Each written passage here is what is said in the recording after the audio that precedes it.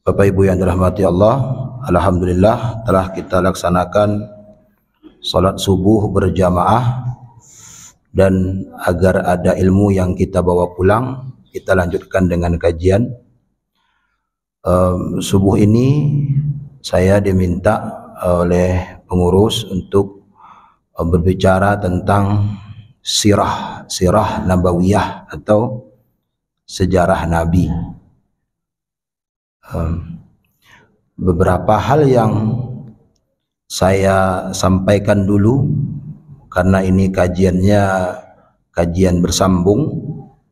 Ada beberapa hal yang harus kita ketahui dulu tentang, atau sebelum kita bicara tentang sejarah Nabi ini. Yang pertama, sejarah itu penting. Di dalam konteks sejarah, ya, ulama-ulama hadis atau ulama-ulama sejarah, atau dalam hal ini yang menggunakan riwayat-riwayat, itu ada yang, jadi hadis itu ada yang mutasyaddid, ada yang mutawassid, ada yang mutasahil. Ada yang ketat sekali melihat hadis itu harus sahih, ada yang mutawassid, ada yang ya doif dikit tidak apa-apalah, ya. Ada yang mutasahil, pokoknya ada hadis sahih, hasan, doif, ambil semua. Nah, dalam hal ini ulama-ulama membaginya pada 3 kriteria. Pertama, kalau dia bicara tentang akidah dan ibadah, itu harus sahih. Jadi kalau tentang akidah, ibadah, kalau dia sumbernya hadis, itu harus sahih. Kalau hukum, kalau terkait penggunaannya tentang hukum, itu ya doif dikit kadang-kadang ulama ambil.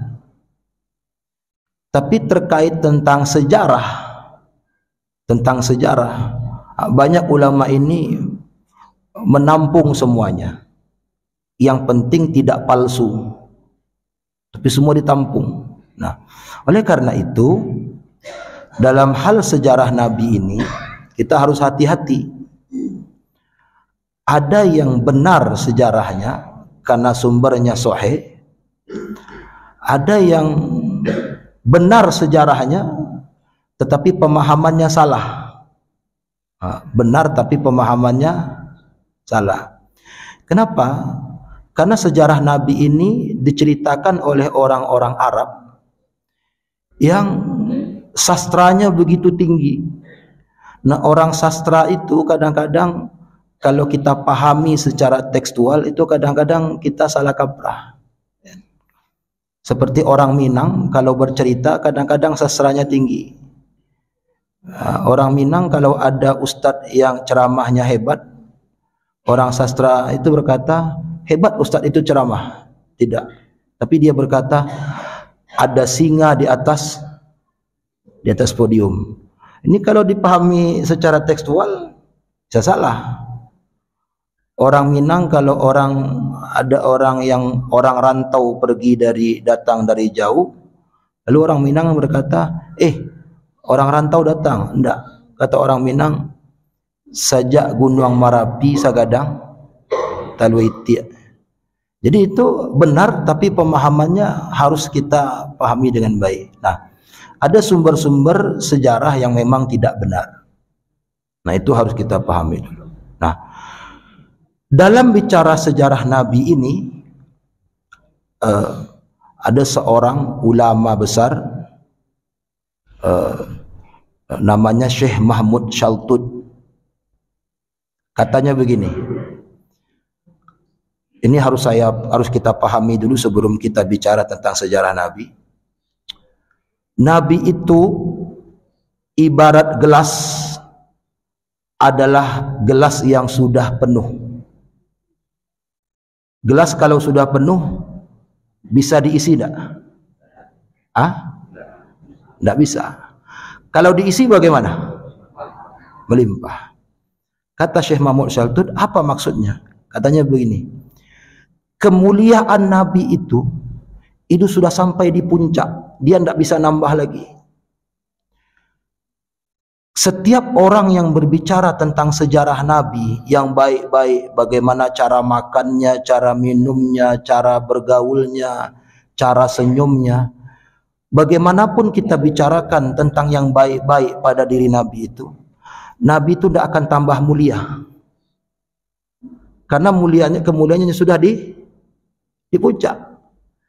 Jadi sepanjang apapun kita bicara tentang kemuliaan Nabi itu tidak akan tambah mulia. Karena kemuliaannya sudah bentuk dari puncak. Gelas kalau diisi penuh, apa yang terjadi tadi? Melimpah. Kemana melimpahnya? Ke bawah. Kita ada di bawah. Jadi kata Syekh Mahmud Shaltut, katanya begini, setiap orang yang berbicara tentang kemuliaan Nabi dalam sejarahnya, yang tambah mulia itu adalah orang yang berbicara itu. Setiap orang yang mendengar tentang kemuliaan Nabi dan sejarah Nabi, yang tambah mulia itu orang yang mendengarnya.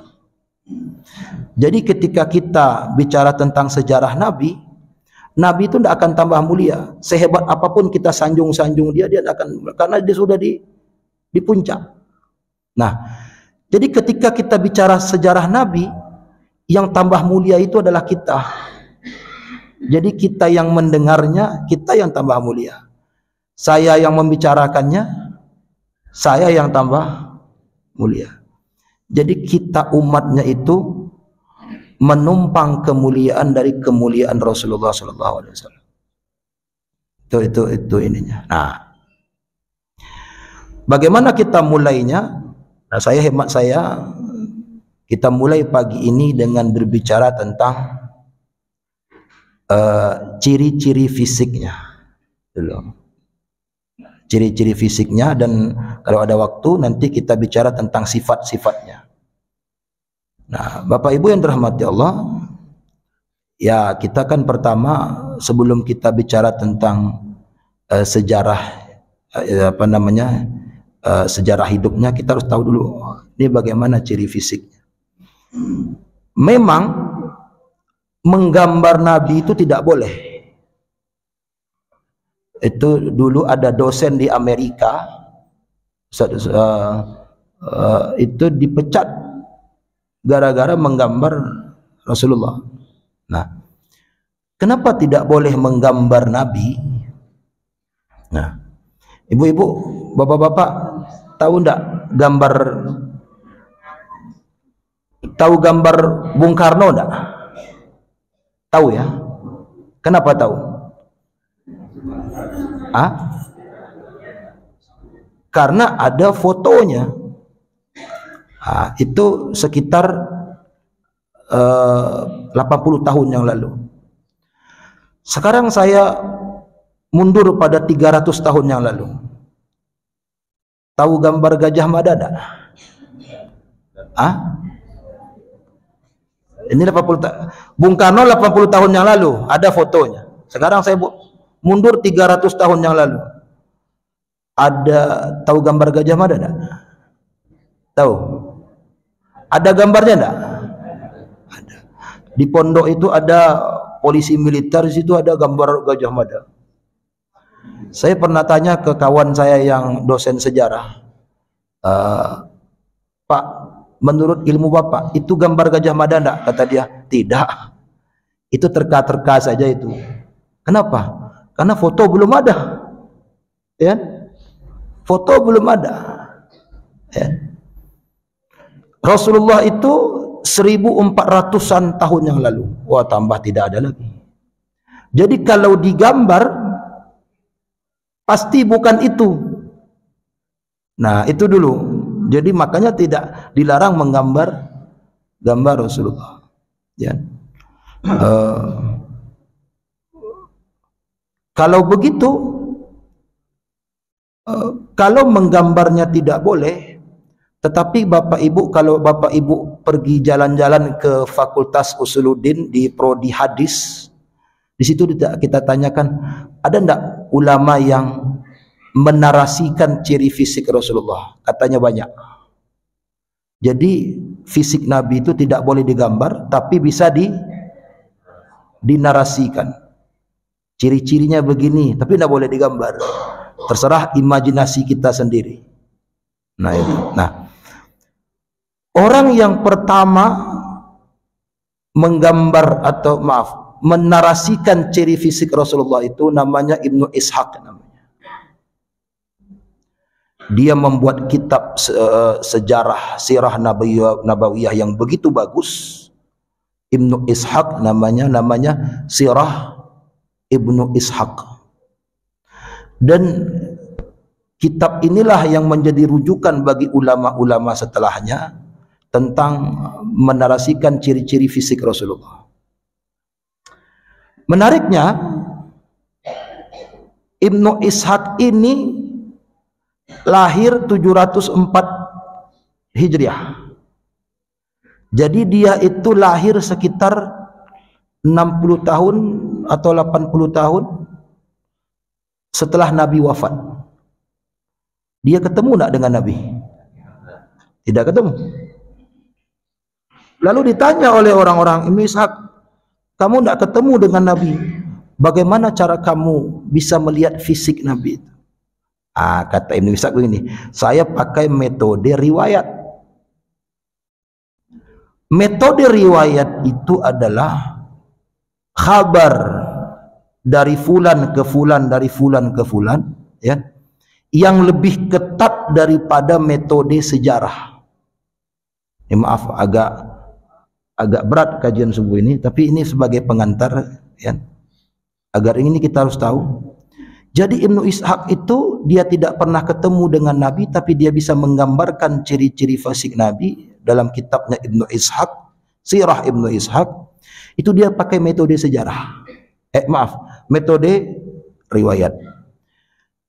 Dalam sejarah, dalam metode sejarah, orang bisa berkata, kata Bung Karno itu diterima dalam sejarah. Kalau metode riwayat, kalau kita berkata kata Bung Karno, orang riwayat berkata begini, kamu pernah ketemu dengan Bung Karno? Tidak, kok mengutip dia? Jadi dalam riwayat itu harus ketemu. Kata kakek ama, ka apa ama mengecek ke ama, itu ketemu. Dia harus ketemu. Dan orang-orang yang diambil kabar dari dia itu harus orang-orang yang baik, yang soleh, yang jujur, ketat sekali. Bahkan, ini coba Bapak Ibu bayangkan, kata Ibnu Ishaq begini, saya tidak mau mengambil cerita, kisah apapun tentang Nabi dari seorang yang alim, yang hafal Quran, yang jujur, tapi sering menggendong cucunya. Kata Ibnu Ishaq. Jadi kata Ibnu Ishaq, saya tidak mau mengambil cerita tentang Nabi dari seseorang, kabar tentang Nabi dari seseorang yang alim, yang hafiz, yang jujur, tapi sering menggendong cucunya. Lalu ditanya Ibnu Ishaq, kenapa tidak mau? Katanya, takut nanti cerita tentang Nabi bercampur dengan dongeng dia ke cucunya. Cucu anak-anak tuh kalau mau kita gendong kan kita sering dongeng, ya kan? Kak kancil mencurian timun, ya. Kita dongeng kan gitu kan? Nanti itu dongeng-dongeng itu tidak benar. Ibnu Ishaq tidak mau. Walaupun orang itu alim, jujur, tapi kalau orang itu sering menggendong cucunya, saya tolak riwayat dia tentang Nabi. Jadi begitu ketat Ibnu Ishaq itu melihat sejarah Nabi itu, walaupun dia tidak ketemu. Jadi itu metodenya, ya. Nah, sekarang kita lihat dalam sirah Ibnu Ishaq itu yang kemudian diambil berbagai macam oleh ditiru atau menjadi rujukan bagi ulama. Bahkan yang terkenal itu sekarang yang mendapatkan juara 1 membuat kitab sirah itu namanya Safiur Rahman Al-Mubarakfuri, ya. Itu juga banyak dari Ibnu Ishaq diambil. Katanya begini. Kita mulai dari tingginya dulu. Tinggi Rasulullah itu katanya rata-rata. Jadi dia tidak tinggi, tidak pendek. Dari mana Ibnu Ishaq ambil itu? Katanya begini, aku mengambil dari beberapa orang dengan riwayat, katanya kalau Nabi itu berjalan dengan sahabatnya tidak nampak kepalanya. Nah, jadi kalau tingginya di atas rata-rata, saya lah misalnya, ya, berjalan dengan Ustaz Nas, nampak nak kepala saya? Karena saya lebih tinggi, ya. Nabi itu kalau berjalan dia dengan para sahabatnya itu karena sama tingginya, kepalanya tidak nampak, tidak menjulang ke atas. Jadi sehingga Ibnu Ishaq mengatakan Rasulullah itu tingginya di atas rata-rata. Rambutnya tidak lurus dan tidak keriting. Jadi ikal. Warnanya hitam pekat. Tidak ditemukan uban di rambutnya. Saya mau berhenti dulu, jangan Bapak Ibu salah paham. Pakai tanco mungkin dia. Dulu tidak ada tanco. Memang rambut Nabi itu hitam pekat. Kemudian Ibnu Ishaq mengutip riwayat dari Aisyah, kata Aisyah, aku menemukan beberapa helai uban di rambutnya beberapa bulan sebelum wafatnya. Ya memang itu wajar, rambut hitam pekat. Kalau kita cari uban itu satu-satu, ya ketemu juga. Ya. Bahkan Rasulullah pun pernah beruban, ada 1-2 helai uban. Itu riwayat dari Abu Bakar. Kata Abu Bakar, ya Rasulullah, kok ada ubanmu ini? Ada 1, 2, 3 uban. Apa kata Nabi? Iya, surat Al-Qari'ah yang turun kemarin yang membuatnya beruban. Jadi surat Al-Qari'ah itu isinya tentang apa itu? Hari kiamat. Saking takutnya Nabi mendengar surat itu sampai rambutnya beruban. Begitu, ya. Jadi tapi pada prinsipnya rambutnya hitam pekat. Bentuknya ikal. Kadang-kadang dia membiarkan rambutnya sepanjang bahunya. Kadang-kadang dia potong rambutnya sampai nampak kedua telinganya. Ini maka saya katakan orang kadang salah paham. Ada mahasiswa saya yang laki-laki yang masuk ke kelas saya, rambutnya cowok panjang. Lalu saya katakan, kamu besok potong rambut baru bisa masuk kelas. Cowok kok panjang rambut. Setelah selesai kelas dia katakan, Pak, Bapak dosen apakah? Kok tidak ikut sunnah? Ini kan sunnah Nabi katanya. Dia tidak tahu Nabi itu juga pernah memotong rambutnya kadang-kadang sampai nampak kedua telinga. Jadi yang panjang rambut sunnah Nabi, yang pendek rambut seperti kita kebanyakan nampak kedua telinganya adalah sunnah Nabi. Yang botak bagaimana? Nah, ini maaf nih kalau botak. Oh, berarti saya ikut. Nabi pernah membotak rambutnya. Kapan? Ketika haji wada. Dia botak rambutnya. Jadi yang panjang rambut sunnah Nabi, yang pendek rambut sunnah Nabi, yang botak rambut pun sunnah Nabi. Ya? Orang hanya tidak memahami sunnah itu secara utuh. Ya, nah itu selama ini. Jadi kita sebagai laki-laki, ya mana yang mau kita ikuti? Mau yang panjang sebahu, mau yang nampak telinga kita pendek, atau mau botak? Ya tentu kita lihat dulu. Kalau di kampus tentu tidak baik yang panjang rambut. Ikut sunnah yang lain. Jadi sunnahnya bukan satu. Jadi model rambutnya itu pernah panjang sampai bahu, kadang dia potong pendek, kadang dia pernah botak. Nah, itu kesalahan orang dalam memahami sunnah. Jadi katakan benar tapi pemahamannya salah. Itu model rambutnya. Keningnya, keningnya itu sebagaimana hadis masyhur, ada urat di keningnya, berurat. Yang urat itu hanya nampak kalau dia sedang marah.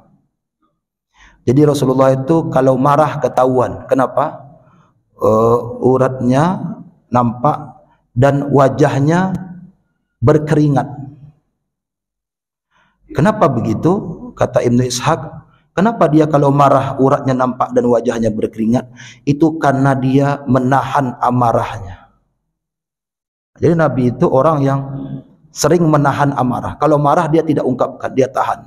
Sehingga kadang-kadang dia terlalu marah, dia berkeringat dan coba bayangkan Bapak Ibu, ya. Apa ndak marah? Kadang-kadang dia sedang merebus air. Dapur orang dulu itu terbuka dapurnya. Jadi kadang-kadang direbus air, Nabi tinggalkan sebentar. Itu sama Ummu Jamil. Ummu Jamil itu adalah istrinya Abu Lahab. Diganti rebusan air itu dengan kencing onta. Ya, gitu. Ada orang yang meletakkan duri di bawah sendalnya. Ya. Ada dia sedang sujud, ketika sujud diletakkan kotoran onta di atas kepalanya dan lain sebagainya. Ya. Tapi Nabi tidak marah. Apa yang paling kasar yang diucapkan oleh Rasulullah kepada orang yang begitu? Kalau Bapak Ibu digituan orang, apa kira-kira? Oh, keluar yang dari kebun binatang Bukit Tinggi itu keluar saudaranya itu kan? Kata Ibnu Ishaq, kata yang paling kasar yang diucapkan oleh Nabi kepada orang yang menggitukannya, katanya begini, mudah-mudahan keningnya terkena lumpur. Kasar enggak itu? Enggak kasar itu, wajar itu, kasar. Sangat, mudah-mudahan keningnya terkena lumpur. Ketika airnya diganti dengan kencing onta, Rasulullah berkata begini, kok ada tetangga seperti ini ya? Dia tidak mengumpat, dia bertanya. Coba bayangkan, air rebusannya saja diganti dengan kencing onta, kalau Bapak Ibu apa yang terjadi? Ya, baru yang gunung Pangilun itu panggil-panggil ya. Kalau Nabi kata, kok ada tetangga seperti ini ya? Coba bayangkan. Jadi dia itu sering menahan amarahnya. Jadi Rasulullah itu harimau dalam parui, kambing yang keluar. Kalau kita ini harimau dalam parui, yang keluar kuda Nil, yang keluar gajah ya. Masalah sedikit kadang-kadang terlalu besar. Nabi itu orang yang tipe yang kalau ada masalah besar dia kecilkan, kalau ada masalah kecil dia hilangkan. Nah, itu keningnya. Alis matanya tebal. Matanya bulat, warna pupil matanya itu hitam, dan bulu matanya tebal. Kata Ibnu Ishaq begini, seakan-akan dia bercalak tapi tidak bercalak. Maka dari sebagian sahabat kita ada yang pakai calak kadang-kadang kan, karena ikut sunnah Nabi, itu baik. Tapi Nabi itu karena tebal bulunya, bulu matanya, seakan-akan dia bercalak tapi dia tidak bercalak. Ya. Nah, hidungnya mancung, gigi sarinya jarang, patah salah satunya terkena tombak dalam perang Uhud, dipatah. Jadi saya punya kawan dosen dulu di UIN Palembang, itu patah giginya jatuh dari motor, dia biarkan saja. Kenapa ada dicabut Kak? Oh ini sunnah Nabi, biar sunnah Nabi. Ya, iya, Nabi dulu tidak ada dokter gigi cabut, sekarang ada dokter gigi ya gantilah. Kan dia ketahuan tidak enak juga dilihat kan, gantilah pakai ini kan. Dulu kan keadaan begitu, maka Nabi begitu. Nah, Nabi itu. Kalau dia tertawa, kata Ibnu Ishaq, ini dia ambil dari cerita orang per orang yang bertemu dengan Nabi dengan riwayat. Kalau dia tertawa, sering sekali nampak kedua geramannya. Apa ya, gerahamnya, geraman atau geraham sama ya. Ini YouTube ini nasional, nanti tak enak kita dituntun oleh orang luar. Bukan geraman, gerahamnya. Kalau dia tertawa nampak kadang kedua geraman. Karena Rasulullah itu orang yang suka humor. Jadi Rasulullah itu suka bercanda. Suka bercanda. Saya sudah cerita di sini. Misalnya contoh bercandanya, kadang-kadang bercanda dengan Ali bin Abi Thalib. Tempat kurma. Kurma itu kan bijinya kan harus dikeluarkan, bukan ditelan. Ada tempat buat Rasulullah, ada tempat buat Ali. Ketika makan, ketika Ali menoleh, Rasulullah pindahkan biji kurmanya ke tempat Ali. Sehingga Ali ini sudah banyak biji kurmanya. Lalu kata Rasulullah, "Ya Ali, alangkah banyaknya kamu makan kurma. Ini lihat tempat bijimu sudah penuh. Saya masih sedikit." Kata Ali, "Ya, saya banyak makan kurma, tapi lebih banyak orang yang makan kurma dengan biji-bijinya." Karena Ali lihat Rasulullah ini banyak, tapi kok masih kecil, masih sedikit bijinya. Udah dia sudah makan banyak, berarti diluluannya biji itu. Lalu dia tidak marah, dia ketawa. Dia suka bercanda. Sekian banyak bercanda dengan cucunya Hasan dan Husain. Ya. Lalu kemudian bahkan dalam ini yang kita katakan. Bahkan Rasulullah itu pernah tertawa ketika mengantarkan jenazah dalam kubur. Namanya Nu'aiman bin Amir. Itu sahabat Nabi yang suka melucu. Nu'aiman bin Amir. Ya. Jadi Nu'aiman bin Amir panjang kisahnya. Intinya dia suka melucu. Sampai dia wafat pun masih melucu, kata Rasulullah. Jadi ketika jenazahnya masuk ke dalam kubur, Rasulullah masih di atas pendoa. Lalu Rasulullah ketawa. Rasulullah, kenapa ketawa? Ini orang sedang dalam kubur. Kata Rasulullah begini. Ya, di bawah Nu'aiman sedang ditanya oleh malaikat. "Hai Nu'aiman, siapa Tuhanmu? Siapa Rasulmu?" Nu'aiman diam. "Siapa Rasulmu?" Kata Nu'aiman pada malaikat, jangan keras-keras, orangnya masih di atas." Kata Nu'aiman. Itu kisah-kisah yang memang ya harus kita lihat lagi. Tapi intinya adalah Rasulullah itu suka bercanda, sehingga dia kadang-kadang tertawa, nampak kedua. Dia suka bercanda, dan suka mempercandai orang, sampai menangis. Seorang ibu-ibu datang, ibu-ibu tua, "Ya Rasulullah, apakah aku akan masuk surga?" Kata Rasulullah, "Kamu tidak masuk surga. Orang sepertimu tidak akan masuk surga." Menangis dia. Masuk Rasulullah, "Amak-amak aku nak masuk surga lah, besok di surga, amak jadi muda lihat aja." Oh gitu kan. Jadi banyak umur. Nah.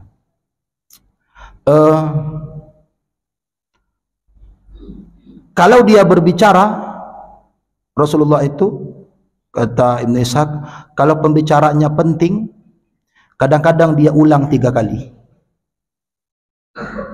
Kadang-kadang dia menggigit bibir bawahnya.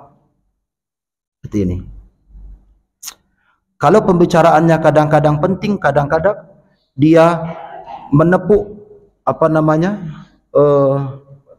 telapak tangan kirinya dengan telunjuknya. Kalau dia berbicara tentang hal yang penting kadang-kadang. Lalu dia ulang 3 kali. Kadang-kadang dia menggigit bibir bawahnya. Seperti itu Rasul. Tangannya seperti tangan orang-orang Arab pada umumnya, berbulu. Berbulu. Dia selalu mengulurkan tangannya terlebih dahulu kepada orang yang dia salami. Jadi Rasulullah itu tipe orang yang selalu mengulurkan tangannya terlebih dulu kepada orang yang dia salami. Dia tidak akan melepas tangannya sebelum orang yang dia salami melepas tangannya. Jadi Rasulullah itu mengulurkan dulu, menarik, terakhir. Nah ini bahaya ini. Kalau sudah tahu sunnah Nabi ini, maka ada 2 orang yang jamaah yang saling lalu tidak lepas-lepas. Kamulah dulu, kamulah dulu. Saya ingin ikut sunnah Nabi. Saya juga ingin ikut sunnah Nabi. Anda lepas-lepas, akhirnya sampai Jumatan nanti dia salam terus. Ini bahaya. Jadi kan harus cerdas kita. Ya. Ada kala memang situasinya kita mendahulukan. Ada kala kadang kita ambil dulu. Ada kita tarik dulu. Tapi pada prinsipnya itu artinya Rasulullah itu menghormati. Dia menatap mata orang yang dia salami. Itu kata Ibn Ishaq. Jadi saya kasih contoh. Kita salaman. Karena banyak orang yang salam lain, matanya, itu pejabat banyak begitu. Pejabat itu kalau dia ngecek ke orang, awak salam aja. Bagaimana? Dia nelpon juga, ayo, ya. Ya, ada apa. Jadi kita ini dianggapnya salam formalitas saja. Apa kalau kata orang Minang itu? Supaya itu aja, supaya formalitas saja. Karena dia tidak menghormati kita, dia cuma menyalami secara formal. Kalau Rasulullah itu menyalami, dia lihat apa kabar. Enak begitu. Jarang dia memalingkan wajahnya kepada orang yang memanggilnya. Dia menghadapkan badannya 100% kepada orang yang memanggilnya. Sebagai contoh. Contoh. Panggil saya, Ustaz. Pagi. Ustaz. Ya kan? Rasulullah begitu. Sekarang itu, Ustaz, ya. Apalagi sedang di atas motor. Pak, yo. Dia cuman angkanya aja ya kan. Ya, Rasulullah, ada apa? Ada apa, Pak? Bapak kalau digitukan orang terhormat enggak? Tersanjung enggak? Merasa terhormati, disalami, apa kabar? Dipanggil, ada apa, Pak? Ada yang bisa saya bantu, Pak? Begitu. Itu cara Rasulullah berinteraksi dengan fisiknya. Dadanya bidang. Ada bulu di dadanya sampai ke pusatnya. Ke bulu. Perutnya sama rata dengan dadanya. Kalau saya ini agak kurang. Ini tidak masuk ini, ya. Masuk ini. Ada yang masuk, ada yang tidak. Kalau saya ini agak kurang. Karena dia menjaga pola makannya. Dia makan sebelum lapar, berhenti sebelum kenyang. Nah, kita ini baru setengah dulu. Saya baru setengah bisa mengamalkan hadis itu.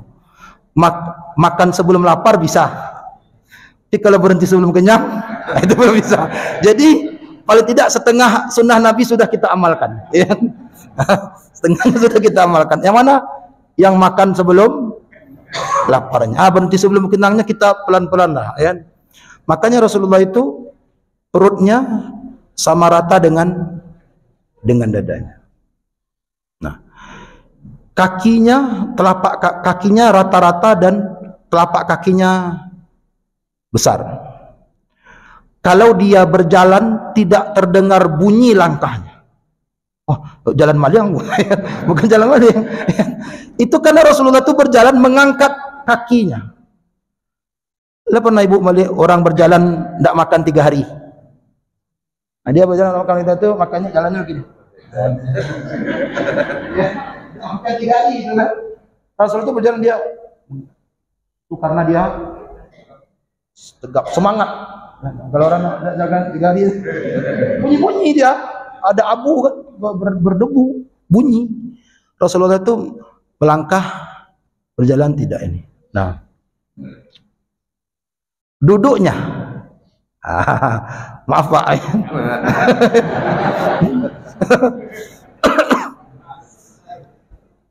Ya.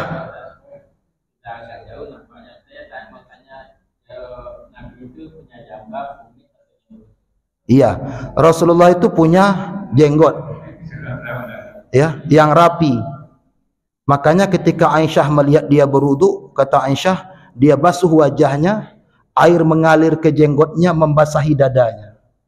Jadi kalau ada jenggot yang mengalir air sampai membasahi dadanya, kira-kira panjang jenggotnya berapa? Begitu. Jadi kata Aisyah, air mengalir ke wajahnya, membasahi jenggotnya dan membasahi dadanya. Jadi karena ada jenggotnya basah dadanya. Jadi kira-kira begitu. Tidak diukur sekian senti tidak begitu. Jadi itulah taraf cara Nabi berjenggot. Saya juga waktu seminar di sebuah kampus, saya bicara tentang sejarah Nabi, lalu orang komentari, sejarah Nabi, jenggot tak ada. Ada orang Malaysia. Ya itu ada orang-orang yang memang, ya nanti kita bicaralah spesifik tentang itu Pak ya. Karena jenggot itu sunnah tapi bukan yang diwajibkan, ya. Nah, orang berpahala, orang yang berjenggot berpahala. Yang mendatangkan pahala jenggotnya atau sunnah nabinya? Cinta dia kepada nabi yang mendatangkan pahala, bukan jenggotnya. Karena banyak orang-orang kafir berjenggot. Kalau jenggot yang mendatangkan pahala, berarti berpahala orang kafir itu. Berkuda berpahala enggak? Yang mendatangkan pahala berkudanya atau cinta nabinya? Cinta nabinya, bukan karena berkudanya. Kalau berkuda mendatangkan pahala, banyak orang kafir berkuda, lalu teman tidak berpahala. Karena dia cinta pada nabi, nabi suka berkuda, dia berkuda. Jadi yang mendatangkan pahala itu cintanya kepada nabi, bukan berkudanya. Oke. Itu Pak ya. Allah, kita lanjut dulu. Ini jam 7 ya. Dikit ya Bu ya. Duduknya. Kata Ibnu Ishaq, sahabatnya tidak pernah melihat Rasulullah mengunjurkan kakinya. Ya. Iya Pak. Iya, kalau sudah tua tidak apa-apa gitu. Ya. Kata Ibnu Ishaq, Rasulullah itu kalau duduk dia tidak pernah mengunjurkan kakinya. Dan kalau jalan, tadi berapa? Kalau dia jalan tidak nampak kepalanya. Kalau dia duduk nampak kepalanya. Karena Rasulullah itu orang yang duduk yang tegap. Sehingga kalau duduk begini kan tidak nampak. Jadi Rasulullah itu duduk. Dan Rasulullah itu tidak pernah mengunjurkan kakinya di depan sahabatnya. Ada kita yang bilang begitu tapi 5 menit habis itu mengerunyam. Tanda kita sakit, kan? Berarti Rasulullah itu orang yang sehat. Ya. Kalau dia berdiri dia permisi. Rasulullah itu kalau berdiri dalam suatu majelis, dia duduk, dia mau pergi ke situ dia permisi. Ya. Minumnya dia tidak bernafas di dalam gelasnya. Jadi dia minum itu, saya praktekkan kan, dia kadang minum 3 kali tanpa nafas, ya. Dia tidak minum orang main badminton. Main badminton begitu kan. Dia sering minum berdiri, minum duduk, tapi tidak melarang orang minum berdiri. Itu Rasulullah. Tentang minum berdiri itu Abu Bakar yang berkata begitu. Ya? Tapi Rasulullah sering minum duduk tapi tidak pernah melarang minum berdiri. Ada 3 riwayat yang mengatakan Rasulullah pernah minum berdiri. Dulu ada siapa almarhum Syekh Ali Jaber. Cek di TV One itu ada Syekh Ali Jaber itu pernah minum sambil berdiri. Lalu orang berkata, ini kok Ustaz minum berdiri, ini enggak boleh. Memang Rasulullah pun pernah minum berdiri. Ali bin Abi Thalib meriwayatkan syaraba Rasulullah hakaza, lalu Ali meriwayatkan sambil berdiri minum air Zam-Zam. Yang kemudian ada ulama yang mengambil kesimpulan berarti minum air Zam-Zam boleh sambil berdiri. Kalau minum air tidak boleh. Tidak benar juga. Rasulullah itu pernah minum berdiri dan pernah makan berdiri. Ketika walimahan dengan dengan sahabat, dia pernah makan, tapi dia sering makan duduk, minum duduk, ya. Tapi tidak mewajibkan minum duduk, karena dia pernah minum berdiri pada satu saat, pada hal-hal tertentu, ya. Jadi minum berdiri itu bukan haram, bukan haram. Nah, makannya dia sering menggunakan ketiga jarinya. Sekarang tidak bisa lagi. Masa mau makan lontong pakai 3 jari? Ya. Itu yang saya katakan benar, tapi harus kita pahami dengan baik. Dulu begitu karena dulu orang pakai roti, makan roti. Jadi, kan? Rasulullah itu sarapan paginya sering susu kambing yang dia peras sendiri dengan beberapa butir kurma yang berjumlah ganjil. Jadi dia peras sendiri, Bu. Dia punya ternak kambing, dia peras sendiri. Maka senjata ibu-ibu ini, ya, ada 3 hal yang tidak pernah dituntut oleh Rasulullah kepada istrinya. ada 3 hal yang tidak pernah diminta oleh Rasulullah, yang Rasulullah kerjakan sendiri, walaupun itu secara fikih itu tugas istri juga. Apa yang pertama? Rasulullah selalu menyiapkan sarapan paginya sendiri. Bapak-bapak yang ingin ikut sunnah Nabi, ya, buatlah kopi sendiri, buatlah teh sendiri, ya Bu ya, gitu Bu ya. Nanti pulang, udah ingin ikut sunnah Nabi kah? Buatlah sendiri. Rasulullah begitu. Rasulullah itu Rasulullah itu tidak pernah meminta istrinya untuk menyiapkan sarapan paginya. Dia sendiri. Ada 3 hal. Pertama, Rasulullah itu tadi. Yang kedua, Rasulullah itu kata Ibnu Ishaq, dia tidak pernah meminta istrinya. Dia selalu memperbaiki bajunya yang robek sendiri. Dia selalu menjahit sendiri bajunya yang robek. Yang ketiga, selalu memperbaiki sandalnya yang putus sendiri. Nah, itu 3 hal, Bu. Ibu ingat, ibu catat-catat dengan baik, ya. Yang 3 hal yang tidak pernah, ya. Nah, makannya selalu dengan makan siangnya sering dengan roti yang sebesar telapak tangannya, ya. Itu sering Rasulullah makan siang. Kalau kita udah makan roti sebesar telapak tangan, ditanya udah makan belum? Apa jawabnya? Belum. Jadi makan itu Bapak Ibu sifatnya aksiolog, tergantung.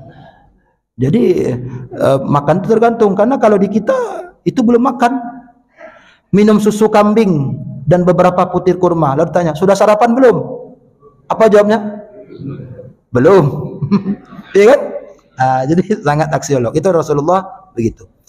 Makanan kesukaannya adalah paha kambing bagian depan. Itu makanan kesukaan Rasulullah SAW. Jadi itu ciri-ciri fisiknya. Tidurnya kadang telentang, tapi paling sering menghadap ke sebelah kanan, ya. Nah, saya kira itu, saya janji jam 6:30 kurang 10. Ini 6:30 lewat 10. Saya sudah korupsi 10 menit, ya. Sudah terang. Saya kira itu dulu yang bisa saya jelaskan tentang ciri-ciri fiksi Nabi. Kita lanjut di lain kesempatan tentang nenek moyangnya. Baik, ini saja, semoga bermanfaat. Aku qouli hadza ala minkum. Assalamualaikum warahmatullahi wabarakatuh. Waalaikumsalam.